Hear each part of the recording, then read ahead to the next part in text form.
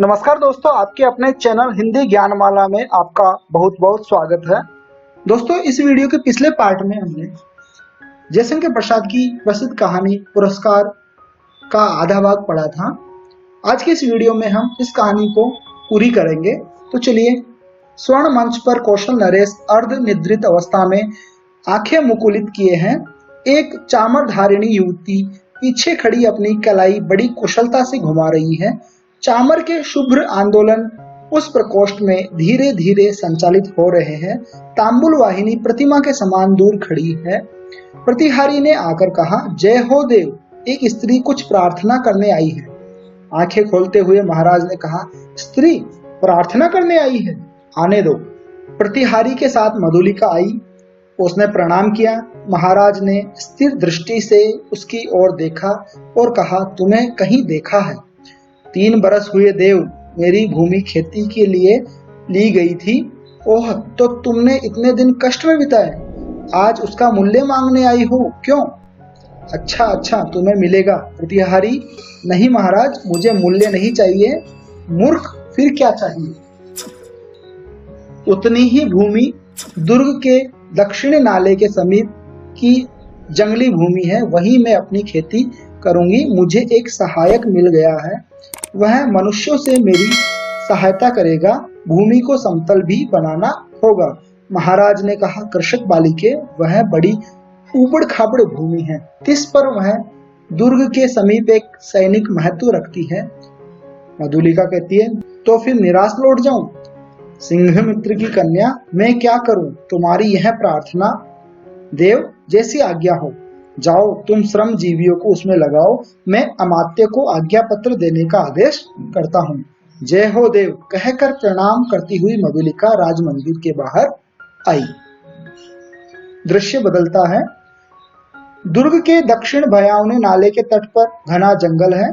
आज वहां मनुष्यों का पद संचार से जंगल की शून्यता भंग हो रही थी। अरुण के छिपे हुए मनुष्य स्वतंत्रता से इधर उधर घूमते थे। झाड़ियों को काट कर पथ बन रहा था। नगर दूर था, फिर उधर यूं ही कोई नहीं आता था। फिर अब तो महाराज की आज्ञा से वहां मधुलिका का अच्छा खेत बन रहा था। किसी को इसकी चिंता न थी। एक घने कुंज में अरुण और मधुलिका एक दूसरे को हर्षित नेत्रों से देख रहे थे। संध्या हो चली थी।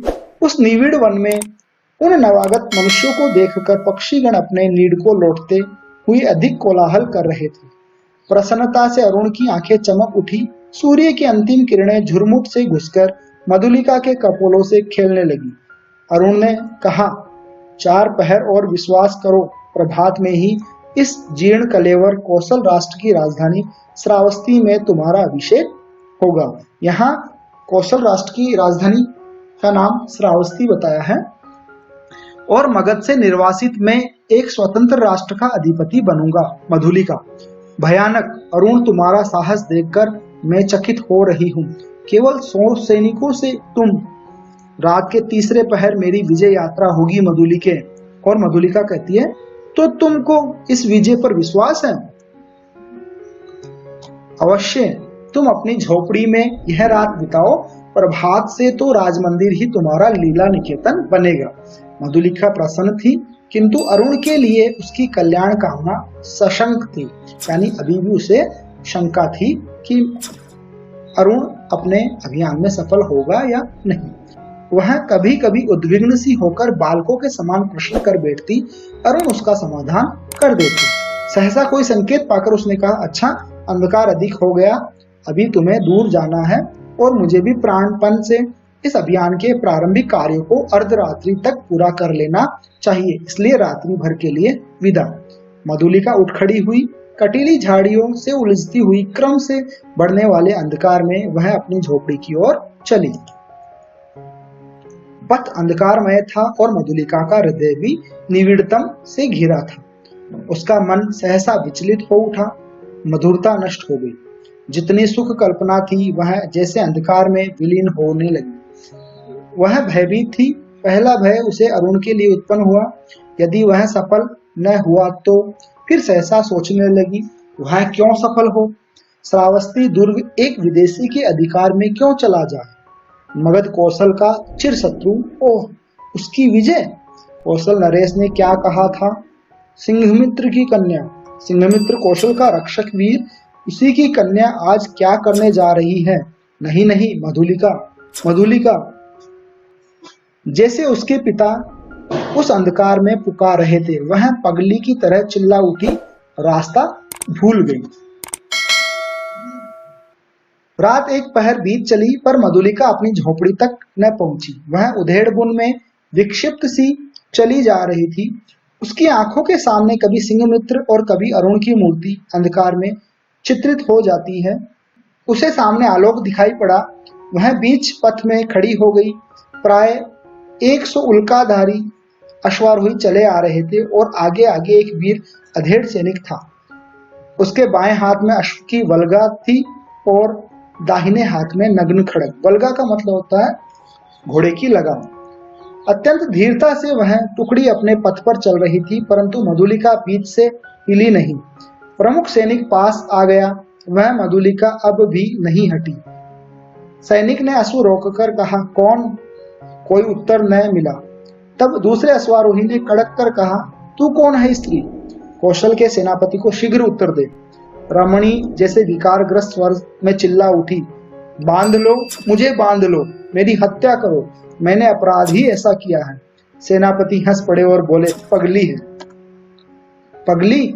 नहीं, यदि वही होता तो इतनी विचार वेदना क्यों होती? सेनापति, मुझे बांध लो, राजा के पास ले चलो। क्या है? स्पष्ट कह।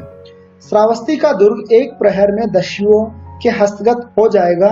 दक्षिण नाले के पार से उनका आक्रमण होगा। सेनापति ये बात सुनकर चौंक उठे। उन्होंने आश्चर्य से पूछा, तू क्या कह रही है? मैं सच कह रही हूँ, शीघ्रता करो। सेनापति ने 80 सैनिकों को नाले की ओर धीरे धीरे बढ़ने की आज्ञा दी और स्वयं अश्वारोहियों के साथ दुर्ग की ओर बढ़े। मधुलिका एक अश्वारोही के साथ बांध दी गई। श्रावस्ती का दुर्ग कौशल राष्ट्र का केंद्र इस रात्रि में अपने विगत वैभव का स्वप्न देख रहा था। विभिन्न राजवंशों ने उसके प्रांतों पर अधिकार जमा लिया है और अब वह कई गांवों का अधिपति है। फिर भी उसके साथ कौशल के अतीत की स्वर्ण गाथाएं लिपटी हैं। वही लोगों की ईर्ष्या का कारण है। दुर्ग के प्रहरी चौंक उठे जब थोड़े से अश्वारोही बड़े वेग से आते हुए दुर्ग पर रुके। जब उल्का के आलोक में उन्होंने सेनापति को पहचाना तब द्वार खुला। सेनापति घोड़े की पीठ पर से उतरे। उन्होंने कहा, अग्निसेन, दुर्ग में कितने सैनिक होंगे? सेनापति की जय हो। 200।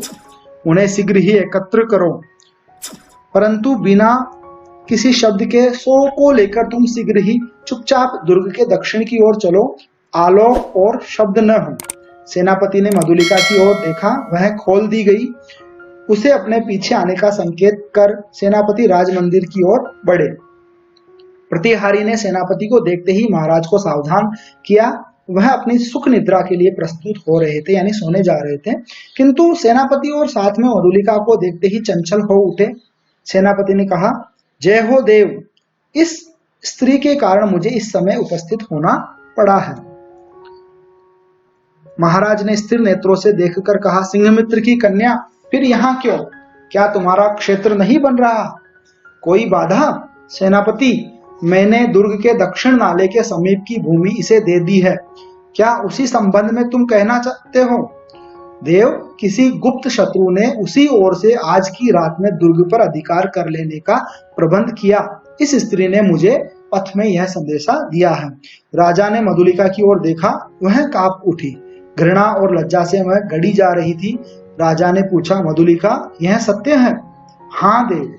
राजा ने सेनापति से कहा, सैनिकों को एकत्र करके तुम चलो, मैं अभी आता हूँ। सेनापति के चले जाने पर राजा ने कहा, सिंघमित्र की कन्या, तुमने एक बार फिर कौशल का उपकार किया। यह सूचना देकर तुमने पुरस्कार का काम किया है। अच्छा, तुम यहीं ठहरो, पहले उन आतताइयों का प्रबंध कर लूं। दृश्य बदलता है। अपने साहसिक अभियान में अरुण बंदी हुआ और दुर्ग उल्का के आलोक में अतिरंजित हो गया। भीड़ ने जय घोष किया। सबके मन में उल्लास था। श्रावस्ती दुर्ग आज एक दस्यु के हाथ में जाने से बचा। आबाल वृद्ध नारी आनंद से उन्मत्त हो उठे। उषा के आलोक में सभा मंडप दर्शकों से भर गया।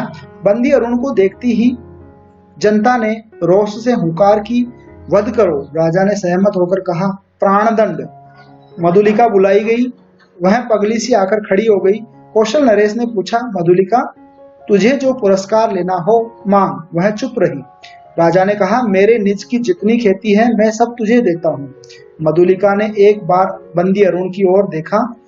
उसने कहा, मुझे कुछ न चाहिए। अरुण हंस पड़ा। राजा ने कहा, नहीं, मैं तुझे अवश्य दूंगा, मांग ले तो मुझे प्राण दंड मिले।